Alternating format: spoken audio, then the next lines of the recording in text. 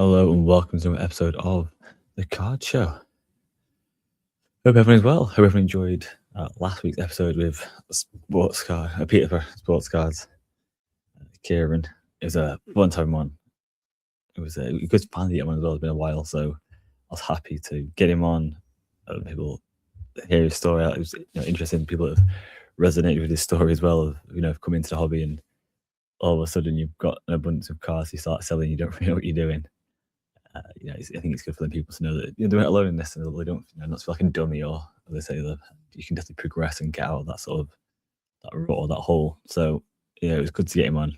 Really cool guy, and hope to get him on in a few months' time when things settle on his end, and fingers crossed his home move goes through perfect, and he gets a little studio going. So thank you for the feedback, guys, and thank you for Kieran for coming on.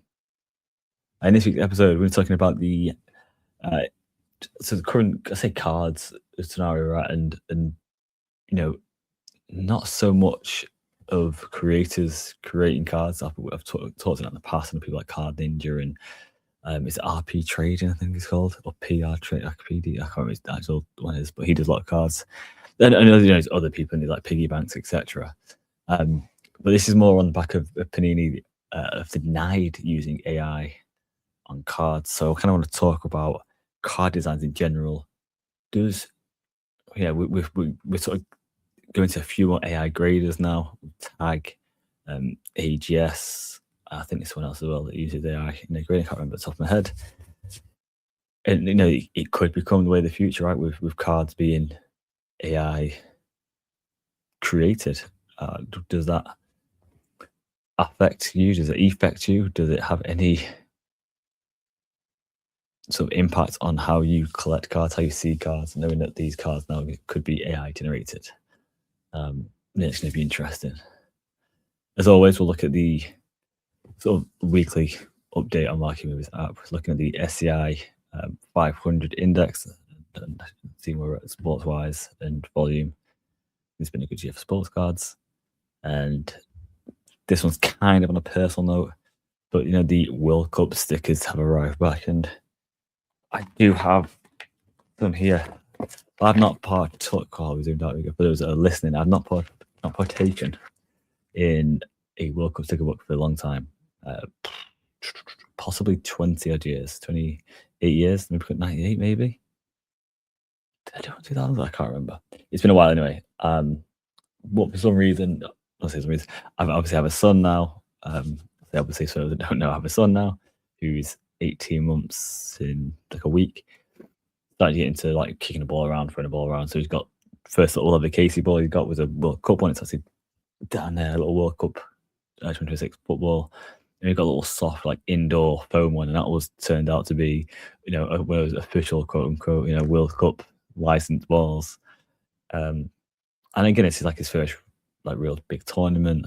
We get him football kits from the country we go to. So he has a Spain international kit, the Portuguese international kit, and he's had numerous city kits. And he's been around for 18 months. And he's had something like 7 city kits, which is kind of crazy.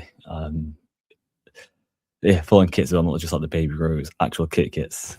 He already has the new one, the new City Home kit as well, which is funny.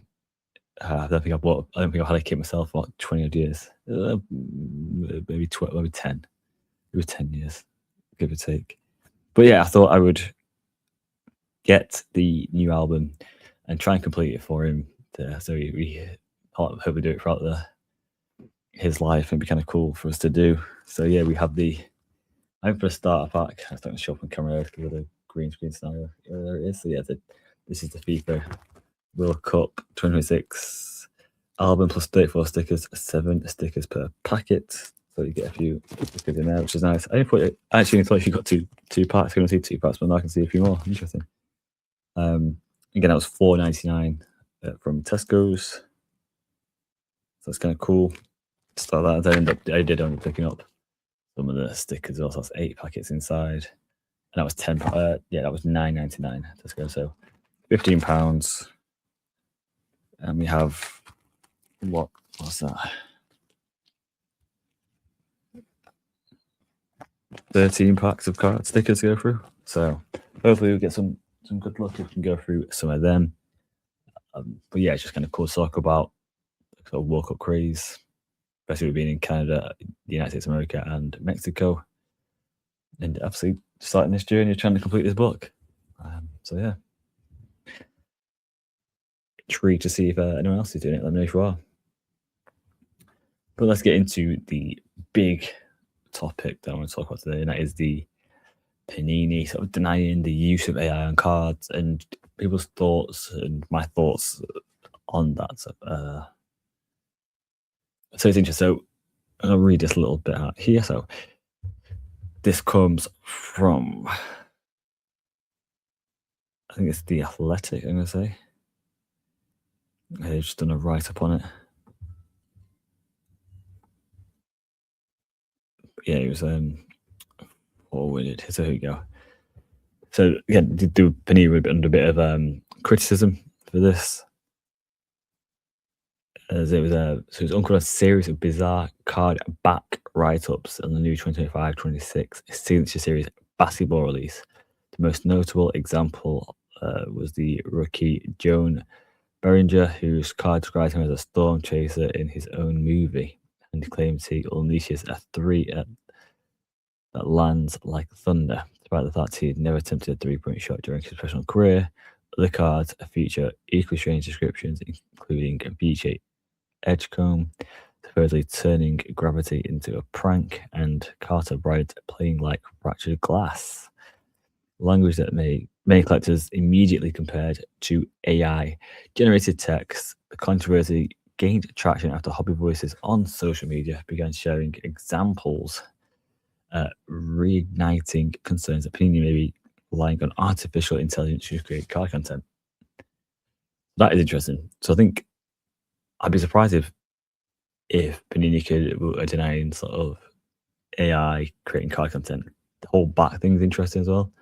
I think maybe they hire someone to write the backs, and he uses AI, and he's said, "Oh, no, I don't." But he's probably been found out. It's interesting if this is stuff that's been wrote. The accusations are especially notable because they echo similar complaints from 2024, when collectors questioned whether AI had been used in the creation of certain downtown inserts after errors involving stadium layouts, field markings, and player details surfaced. However, when contacted by The Athletic, Panini denied using AI to write card back copy, stating that the company employs a team of full-time writers, including former sports journalists, to create the text found on its products. Whether collectors believe the explanation is another story entirely. The hobby has always valued authenticity, research, and attention to detail, qualities that many feel are missing from these recent examples. So yeah, what do you guys think about this? Is there a more concerning outcome that they've generated by a computer, or that a human actually wrote them and ultimately approved them as well? It's interesting. I remember the downtown scenario last year, 2024 year. I've not seen as much this year with these back write-ups, but yeah, I do remember last year, and you know, I think it's one of those things, isn't it? Right? We can't say we won't embrace it, in a lot of stages in our life. Then it comes to the hobby, sort of say we don't want to. I would love it not to. I mean, I've been a big advocate for the likes of, Tyson Beck, for instance, Card Ninja, Piggybacks. There's so many other ones I could have mentioned as well, for people creating cards, because the art of it, this is what we like. It's what we, it's collective. It's what we love more, right? The art of the card, how it looks, how aesthetically pleasing it is. Could AI do just as good a job? Possibly, but would we miss that human element, right? I think we would. But I still think there's a market for both of them. I think if Panini should probably do it. Panini should do it in AI products. Just whatever the AI comes up with a name for it. Ask whatever AI they use. Ask ChatGPT. If you're Panini and you have to make a new online product, what would you call it? What you're doing is that sort of stuff, and do it, and just let people decide. If it looks good, it looks good. But yeah, you definitely have to own it. I just think you 110% have to own it.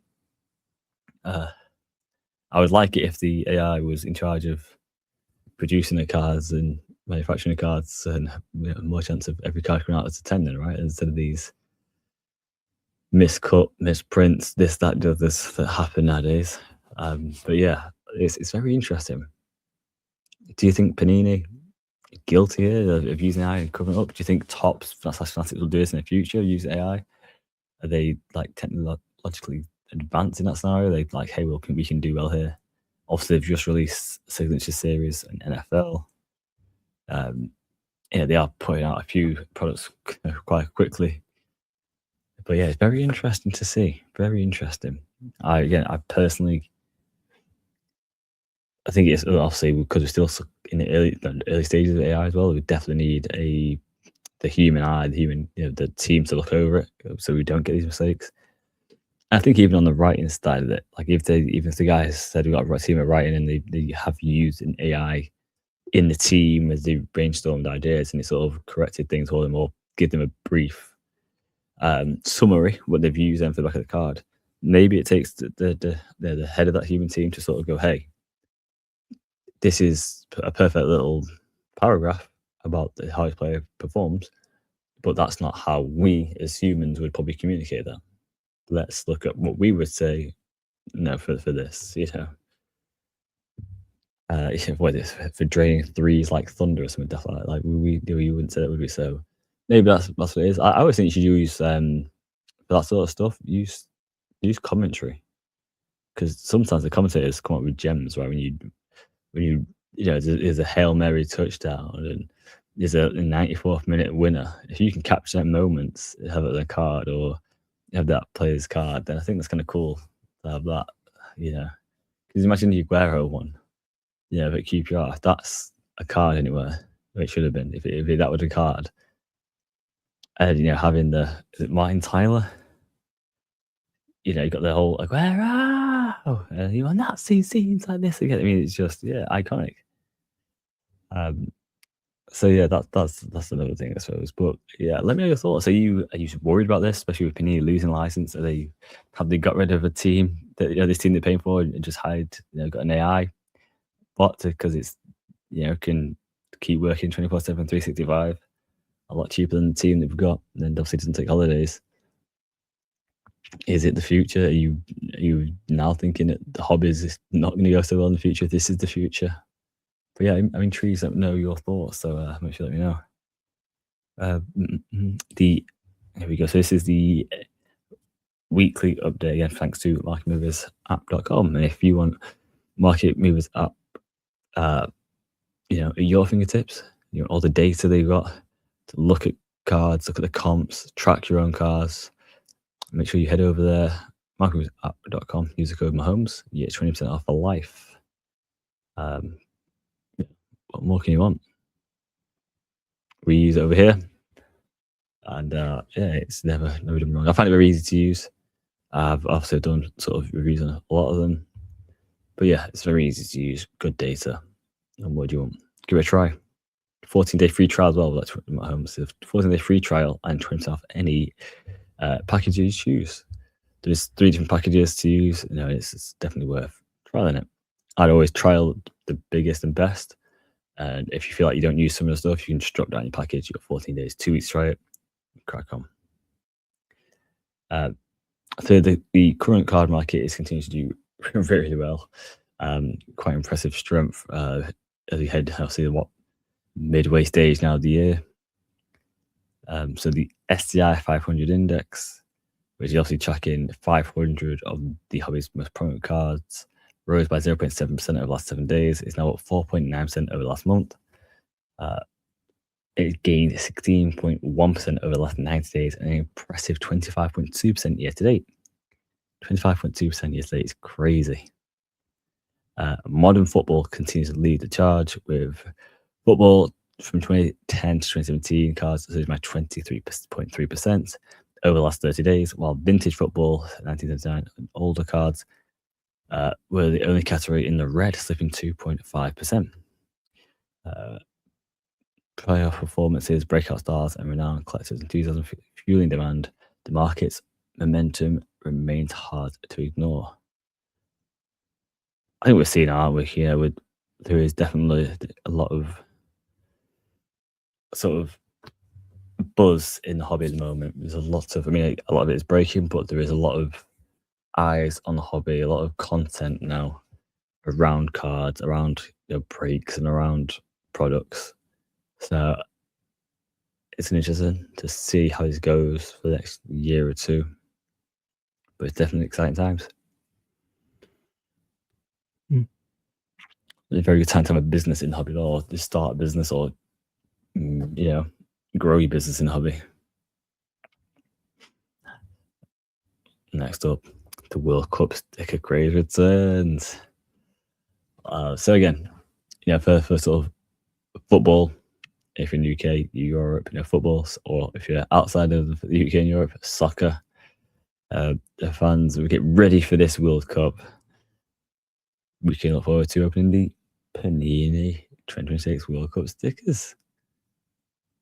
I'd be intrigued to see if this does translate all over to sort of the US and the Americas. There's been very much a card culture over there, and we sort of have more of a sticker culture in some respects. It's going to be, I think it's going to get pushed quite well, because I think is this their last? Is it Panini's last? I forget now. 2026, or they got one more. The one more World Cup, and then lose licenses, right? So yeah, there's going to be a big push for this. I think the interesting thing as well is 48 participating nations, in this. So this is the biggest sort of World Cup we've had. This is the biggest in terms of the amount of eyes that can watch this live direct. Yeah, it's a massive moment for stickers, for sports cards, for the World Cup. Yeah, I think it's gonna be crazy. I'm hearing obviously outside of the US as well, outside the UK, in the US, a lot of retailers have actually struggled to keep this product on the shelves, which is interesting. I think that with retail struggling to keep on shelves, it really highlights sort of just how powerful sort of the World Cup can be for sort of collectibles in general, because there's so much buzz, hype. I think is it McDonald's that are doing I think it's 7 or 8 sort of cups. So I'm sure they're going to be have a resale value, especially if they are US exclusive. I've not seen anything from them over here just yet, so it's kind of crazy. I think if I remember correctly, was it Ronaldinho, Lamine Yamal? Oh God, I can't remember who else it was. There's a few of them. Maybe it's got to be Messi, surely. But yeah, there's a few players. So yeah, I think that's very interesting. I think as well, what's nice is I think people now learn a bit more about the history of it, of Panini stickers and World Cup stickers. So I wouldn't be surprised if you start seeing a massive sort of influx in sort of people searching for the older stuff as well. Sales will be interesting. There's a lot of sales, because I know a lot of people that collect these are genuine collectors. But yeah, it'd be interesting if the general search in eBay doesn't have a massive influx, because people wanting to go back, especially to the early sort of even Ronaldo, Messi World Cups, and then maybe they go a bit further back for Diego Maradona. That'd be interesting. It'd be interesting to see. It'd be interesting. Have you guys started doing this years? Have you done prior years? Have you ever had one that you've not completed? Like, did you ever not do the 2002 or something like that? You can't miss this, like the other. Yeah, let me know. Let me know your thoughts. Do you think this is the World Cup? This is the year that the stickers really explode because of it? Are you guys collecting this year? I'm intrigued. I'm intrigued to know. I am intrigued to know. Last but not least, I say not least because in talking about the beginning of the show, partly because I actually do want to get the person behind it on, but for those that haven't seen it or heard about it, good friend of the channel. Why is the zoom out? Sorry, people are listening. What's going on? But my camera keeps blurring me out. Yeah, for those that haven't sort of seen it, maybe it's just not on your social media, maybe it's not friends, etc., etc. But the good man, Rainey, the man behind Manchester Cardcon, aka Ben Griffey Jr., aka Manny Legend, putting money on his back. The hell? Neighbours, man. This is the problem when you live next to someone that rents. They're slamming like he owns stuff, man. He owns nothing. But pagan. Yeah, he's started a page currently called Beyond the Binder, MH. I think the user is MH, but if you just type in Beyond the Binder, it should come up fine. So basically, we want to create a space and championing mental health through card collecting. And what I like as well is, he's looking to do a lot of good because he's someone who's been in a situation where he's had low mental health. He's had sufferings and had issues, as you say. And he realizes the importance of having that safe space and being able to openly speak about it. So I think that's really cool. And the fact that there's two people that jumped on this to support and help. We've got Triple C's in Leicestershire, Asgard Collectibles in Greater Manchester, and Third Down Trading Card Shop in West Yorkshire. So yeah, they'd be kicking off some meetups at those card shops. Dates will be announced in the future, which is kind of cool. So creating a safer space, not only will you have the opportunity to come along to Beyond the Binder for peer-to-peer support, we will also be giving advice and guidance around collecting. We want collecting to be a safe space where you can find out how to collect consciously and with purpose. We'll also provide education around how not to become vulnerable to various factors in the hobby. Hey, that's a mistake right there, right? We will also be providing education around how to not to become valuable. Too late for me. I'm saying that's a mistake. If I'm messing up here, guys, like honestly, just like message, like you just need some sleep, brother. Need some sleep, brother. But yeah, basically gonna help provide education around how to sort of become vulnerable to how to not become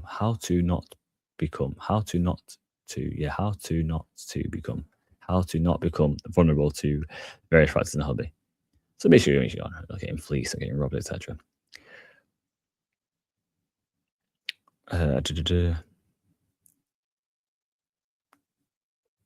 yeah, there is a little mission statement on the page, so make sure you head over to said Beyond the Binder MH. I'm sure if you type in Beyond the Binder, it should come up. A welcoming space where card collectors who are experiencing tough or challenging times in life can meet, open up, and blow off some steam. If you're struggling with your state of mind, Beyond the Binder gives like-minded people the opportunity to share how they're feeling without bias or prejudice. Everyone is welcome to attend to connect with fellow collectors, and if they wish to do so, rip some packs and talk about what brings us together. Trading cards. I think it's probably long overdue that this has come about. I'm happy for this as well. It's something that myself and Ben have talked about in the past. So I'm glad he's now sort of in the space and has the time to sort of do this. I mean, a guy's obviously busy enough as it is with his own personal life, and then obviously running card shows. So yeah, it's kind of cool to him to take this on. And again, it looks like he's got some good people there supporting it with Triple C's, Asgard, and Third Down. But yeah, let's make sure you're following that page, stay up to date with stuff, and